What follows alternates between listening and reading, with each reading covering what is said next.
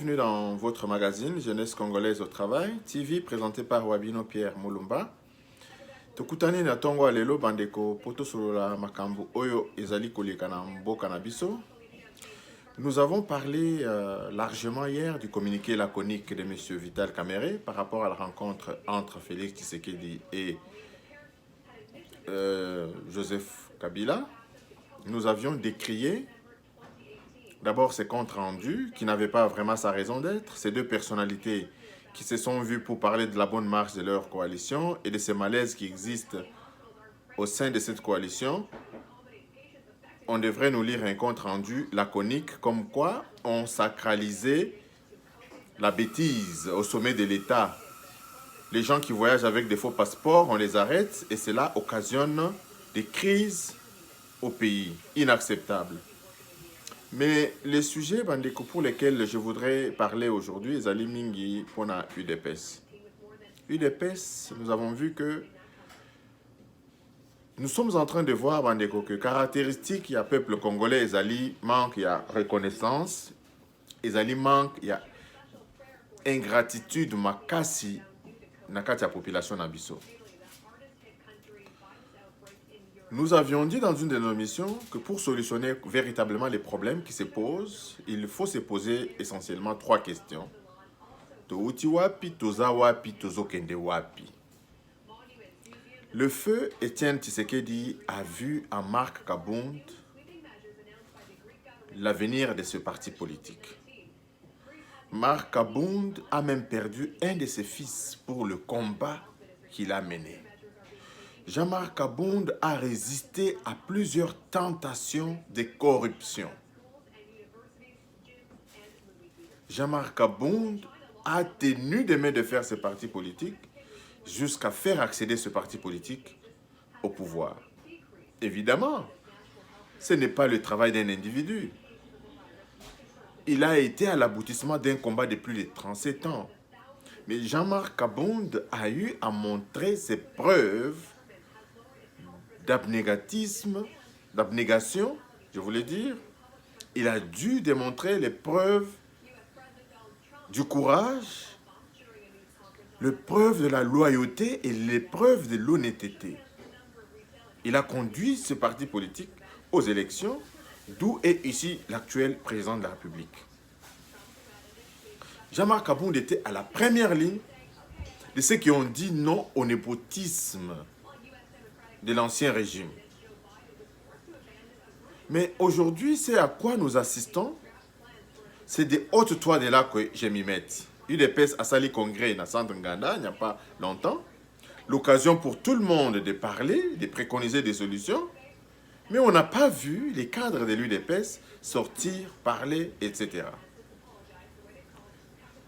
Bien que la comparaison n'ait pas raison, nous voyons le PPRD ici, ils règlent leurs crises à l'interne. Mais pourquoi est-ce que les crises de l'UDPS sont toujours sur la place publique? On nous répondra que c'est un parti des masses, c'est un parti public. Mais c'est un faux argument dans la mesure où l'organisation, la bonne organisation de ces partis politiques devrait être démontrée aussi par la résolution des conflits à l'interne. Je pense que le peuple congolais a besoin de voir autre chose que ce que ce parti politique est en train d'offrir, le spectacle désolant, décevant que l'UDPS est en train d'offrir à notre population. Nous parlons ici de manque d'éducation des masses. Lorsqu'un parti politique accède au pouvoir, il forme ses membres à comment exercer le pouvoir public. On mobilise les membres à être des modèles dans le respect de la loi, dans le respect de ceci. C'est là. Nous avions même proposé d'organiser un séminaire sur la gestion du patrimoine congolais. Comment est-ce que ce parti politique au pouvoir devrait garantir la gestion de notre patrimoine? Mais au lieu de cela, c'est des meetings en dessous des arbres pour narguer les foules, comme quoi, et c'est de cette façon que l'UDPS va conduire ce pays jusqu'en 2023. Nous avions dit dans notre émission que l'UDPS n'a pas d'égal en matière de contestation. Personne ne peut apprendre à l'UDPS comment contester. 37 ans, ils n'ont eu à faire que cela. En revanche, l'UDPS n'a pas une expertise en matière de gestion du pouvoir public. D'où une ouverture auprès des experts, une ouverture auprès de ceux qui connaissent la gestion de la chose publique pour davantage renforcer les rangs de ces partis politiques qui, à notre humble avis, est en train de montrer les failles que ce parti n'était vraiment pas préparé pour la gestion du pouvoir public. Nous avons vu comme exemple, un petit exemple, le président de la République qui décrète les travaux des 100 jours. L'UDPS a attendu qu'une année se passe pour passer contrôler les travaux décrétés par le chef de l'État. Ce qui s'est traduit par des détournements massifs des uns et des autres. Pourquoi? Parce qu'ils naviguaient dans le vide. Ceux qui ont reçu ces marchés naviguaient dans le vide. L'absence de la vigilance citoyenne, par manque de formation des militants de l'UDPS, a fait qu'aujourd'hui, on est en train de récolter tout ce que nous sommes en train de vivre aujourd'hui par rapport à l'impunité, par rapport à détournement, etc. On me dira que ce n'est pas le travail de l'UDPS, mais certes, mais au vu de la prédation, au vu de tous les prédateurs qui sont dans notre pays, l'UDPS devrait changer de fusil d'épaule, former les membres pour une vigilance citoyenne. En ce qui concerne le travail, notre magazine s'intitule bien « Jeunesse congolaise au travail ». L'UDPS peut mettre ses militants au travail, à travers des travaux champêtres, à travers l'entrepreneuriat privé, organiser des séminaires de formation pour dire aux membres de l'UDPS que l'État ne peut pas donner du travail à tout le monde. Et on est en train de nourrir de l'espoir. Et c'est le discours qu'on entend du matin au soir. Ça ne se passera pas comme ça. L'État a coupé sa moutonnion sur Moussalate. Aujourd'hui, l'UDPS devrait former ses membres à l'entrepreneuriat privé. C'est cela qui va faire taire la grogne au niveau national. Le Congolais veut gagner sans travailler. Le Congolais veut attendre que les autres travaillent pour que lui récolte le fruit. Alors que les autres peuples, quand ils viennent dans ce pays-là, les autres nationalités, quand ils viennent dans ce pays-là, ils se mettent à l'entrepreneuriat et on commence même à les envier. Donc aujourd'hui, il y a un manque criant dans le leadership au niveau de ce parti politique, ce qui se traduit par la grogne actuelle. Mais quant à demander à Jean-Marc Abounde de quitter, cela équivaudrait tout simplement à nier le travail que ce monsieur a fait pour amener ce parti politique au pouvoir. La politique de haute toi de là que je m'y mette n'a jamais marché et ne marchera pas. Nous souhaiterions plutôt qu'il y ait des réunions stratégiques au sommet de ces partis pour qu'il y ait de nouvelles orientations dans la gestion de ce parti. Donc ça ne sert à rien de se quereller sur la place publique et les ennemis de notre peuple attendent bel et bien ces moments pour pouvoir s'infiltrer dans ce parti politique. Nous apprenons qu'il y a de la corruption auprès de certaines personnes, certains animateurs, des parlementaires, des bourgs reçoivent de l'argent des mains obscures pour déstabiliser davantage ce parti politique. Alors la vigilance est de mise. Aujourd'hui, on nous demandera pour Nanini Bozoli Kolobela Makambouya UDPS. L'UDPS est un parti politique qui fait partie du patrimoine congolais. Aujourd'hui, l'UDPS n'est pas l'apanage d'un groupe d'individus. L'UDPS n'est pas l'apanage des membres seulement de l'UDPS. L'UDPS fait partie du patrimoine congolais. Raison pour laquelle nous nous y mixons, nous parlons de la réorganisation de ces partis politiques. C'est comme si ce parti politique est en train d'accompagner le président de la République vers un échec programmé. Donc encore une fois, je demande encore une réorganisation dans ce parti, une planification et surtout une anticipation dans les actions. Qu'est-ce que ça veut dire anticipation dans les actions? Vous voyez par exemple qu'il y aura la rentrée scolaire prochaine.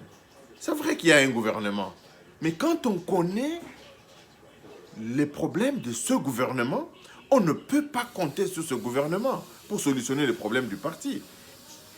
En l'absence d'une opposition citoyenne, l'UDPS devrait donc accroître la vigilance. La rentrée scolaire prochaine, à Wanapoto par exemple, aux Omonake, rentrée scolaire au Eko Saleman en septembre prochain, la liste de la classe est yébani. Le nombre d'élèves dans l'école est yébani. Chez nous, il n'y a même pas un début de commencement de la préparation de la rentrée scolaire prochaine. Nous sommes au mois de mars. Il reste 4 mois pour les vacances scolaires. Et pour la rentrée prochaine, rien n'est fait. Les nouvelles écoles n'ont pas encore vu le jour, etc. Les commandes des tables bancs auprès des fournisseurs, pas encore réalisées. Et on attend à la veille de la rentrée scolaire prochaine pour commencer à faire du bruit, comme on a fait pour les sautes-moutons. Le président de la République va prendre la présidence de l'Union africaine. Aujourd'hui, Bandeko, ce qui tue véritablement la gestion de notre pays, c'est l'absence de la planification. Il y a des enjeux pour lesquels le président de la République, Félix-Antoine Tshisekedi Tshilombo, devrait bien marquer cette présidence de l'Union africaine. Marquée par quoi? Parce qu'il ne sera pas président de cette organisation 2 fois durant ces 2 mandats. C'est une présidence qui tourne. L'Afrique compte plus de 53 pays. Et le président, s'il le devient l'année prochaine en 2021, même s'il fait 2 mandats, il ne redeviendra plus président de l'Union africaine. Et il exercera ses fonctions une seule fois, peut-être dans sa vie. Alors, quels sont les signaux forts que nous souhaiterions que Félix-Antoine Tshisekedi envoie à l'Union africaine? C'est ce sur quoi l'UDPS doit travailler. C'est sur quoi l'UDPS doit travailler. C'est sur quoi le cabinet du président doit travailler. Des comités doivent être mis en place pour donner au président de la République une vision suffisamment claire des grands enjeux de l'Afrique aujourd'hui. Mais apparemment, les gens sont encore dans des petites querelles byzantines, des distractions de notre peuple. Alors, comme proposition, le président de la République peut marquer sa présidence, par exemple, par l'instauration d'un passeport africain. D'un passeport africain. D'une identification africaine, par exemple. La CEDEAO a un passeport de la CEDEAO. Le CEDEAO, c'est la communauté économique de l'Afrique de l'Ouest. Ils ont leur passeport à eux. Tous les pays qui constituent cette organisation ont un passeport. Si tu l'as, tu peux voyager dans tous ces pays-là sans aucun problème. Pourquoi est-ce que nous trouvons que cela est vraiment nécessaire? Cela est important dans la mesure où la plupart des guerres en Afrique, vous allez vous rendre compte que c'est les militaires de tel pays qui viennent combattre dans tel autre pays. Ce sont les gens qui sont dans ces pays qui viennent déstabiliser un autre pays. Au vu et au su de tout le monde. Et aujourd'hui, on est Congolais, demain on devient Rwandais, après-demain on est Burundais. L'instauration d'une identité africaine pourra tant soit peu mettre fin à cette transhumance, à ces changements de nationalité au gré des vagues. Aujourd'hui, s'il y a une identité africaine, supposons par exemple qu'un monsieur est rebelle, un militaire qu'on arrête au front, il suffit de prendre ses empreintes digitales, son identité est déjà dans la base de données de l'Union africaine. On peut commencer par identifier tous les militaires, c'est facile. Parce que le nombre de militaires congolais est connu, le nombre de militaires rwandais est connu, Le nombre de militaires burundais connu. Donc, on peut commencer par l'identification de tous les militaires africains et étendre cela aux populations. Cela pourra, tant soit peu, favoriser la fin de toute cette instabilité dont l'Afrique fait preuve aujourd'hui. Tous ceux qui vivent dans l'ombre pourront être démasqués petit à petit par l'identification. Mais l'absence de ces bases de données centralisées permet aux uns et aux autres, les gens peuvent voter au Rwanda le matin, venir voter en après-midi au Congo. Les gens peuvent être électeurs au Congo aujourd'hui et demain ils sont encore électeurs au Burundi. Comme nous l'avons vu aux élections passées, les gens ont traversé le Burundi pour venir voter en République démocratique du Congo. Si on a une base de données qui permet d'identifier les citoyens des pays africains, il va y avoir moins de problèmes dans nos pays africains. Donc, raison pour laquelle nous disons que le président de la République pouvait aussi et peut marquer sa présidence de l'Union africaine par l'instauration d'une identité africaine. Comment est-ce que cela pourra être étudié? C'est une question technique qui peut être confiée à des experts qui vont étudier cette question et porter des solutions sur la table au président de la République. Donc, le président de la République, en prenant la présidence de l'Union africaine l'année prochaine, il pourra donc marquer, grâce à cela, son passage à la tête donc de ce pays. C'est ce sur quoi la commission de stratégie de l'UDPS devrait travailler. Aujourd'hui, l'honorable Tony Mwaba a bâti un travail très appréciable. Il a démasqué les fausseurs au ministère de l'Enseignement pour mettre en échec ce plan phare du président de la République d'introduire la gratuité de la scolarité dans notre pays. Nous vous avions dit, Bandeko, on peut voler les minéraux. On peut voler la République, les biens de la République démocratique du Congo.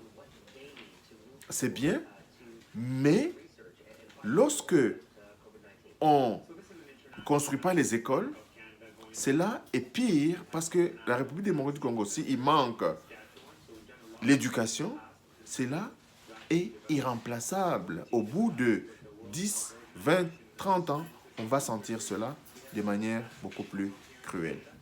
Donc, je vous remercie, Bandeko, de nous avoir suivis. Distribuez notre vidéo, abonnez-vous massivement, faites-nous des remarques, des observations et nous en tiendrons compte dans nos prochaines émissions. Restons encore une fois vigilants, ayons une vigilance citoyenne par rapport à ce qui se passe dans notre pays. Nous venons d'apprendre que le président de la République va présider une réunion stratégique sur la crise sur le coronavirus. Nous voulons qu'il emboîte les pas des autres pays, qu'il déclare l'état d'urgence, parce que cet état d'urgence lui permettra de bien gérer le pays de manière urgente quand on connaît la lenteur administrative, nam accompagné na mutema mabe ya bande konabiso msusu qui ne veulent pas le bonheur du peuple congolais. Donc, le président doit gérer le pays, doit déclarer un état d'urgence pour que la gestion de cette crise passe afin que notre peuple soit encore protégé. Merci Bandeko, abonnez-vous, distribuez nos vidéos et à la prochaine. Bye bye.